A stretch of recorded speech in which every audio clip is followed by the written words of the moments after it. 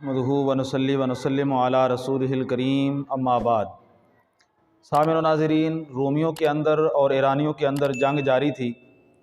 मुसलमान चूँकि अहले किताब थे और रोमी भी ईसाई थे, अहले किताब थे, तो इस वजह से मुसलमानों को रोमियों के जीतने की खुशी थी कि अगर वो जीत जाएं तो मुसलमान खुश हो जाते। और जो मुशरिकीन मक्का थे वो चूँकि बुत परस्त थे और ईरान वाले मजूसी थे, वो भी मुशरिक थे, तो मुशरिकीन मक्का की ये ख्वाहिश थी कि ईरान वाले जीत जाएं, क्योंकि वो भी मुशरिकीन हैं, हम भी मुशरिकीन हैं। तो उस जंग के अंदर अल्लाह ताला ने ईरान वालों को फ़तह दी और रोमी आर्जी तौर पे मगलूब हुए। बस यूँ ही ये ख़बर मक्कतुल मुकर्रमा में पहुँची, मुशरिकीन मक्का ने इंतहाई खुशियों का ऐलान करना शुरू कर दिया और मुसलमानों को तानो तशनी का निशाना बनाया कि देखो तुम भी अहले किताब हो, वो भी अहले किताब हैं, वो भी मगलूब हो गए। जिस तरह वो गालिब आ गए हैं उसी तरह हम भी गालिब आएंगे, क्योंकि वो भी मुशरिकीन हैं, हम भी मुशरिकीन हैं। तो जिस तरह वो अहले किताब के ऊपर गालिब आए हैं, इसी तरह हम तुम्हारे ऊपर गालिब आएंगे। उस वक़्त अल्लाह रब्बुल इज़्ज़त ने सूरत रूम की इब्तदाई आयात बय्यनात नाज़िल फरमाई।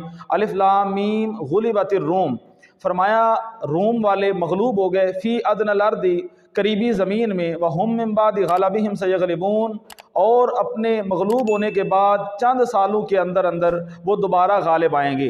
बिद सिनीन का लफ्ज़ था और ये लफ्ज़ अरबी ज़ुबान के अंदर 3 से 9 सालों के लिए इस्तेमाल होता है।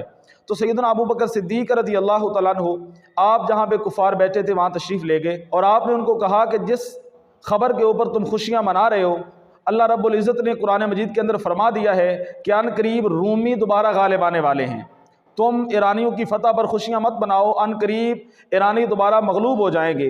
तो उन्होंने कहा ये कैसे हो सकता है।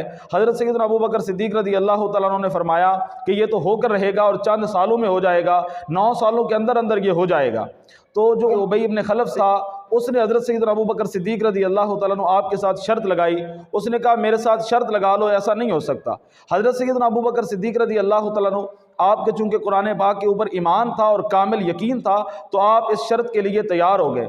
जब शर्त लगा दी गई, 100 ऊँटों की शर्त थी कि अगर 9 सालों के अंदर अंदर रूमी दोबारा गालिब आ गए तो हज़रत अबू बकर सिद्दीक़ ने कहा उबई बिन खलफ से, मैं ये 100 ऊँट वसूल करूँगा और अगर गालिब ना आए तो मैं 100 ऊँट दूँगा।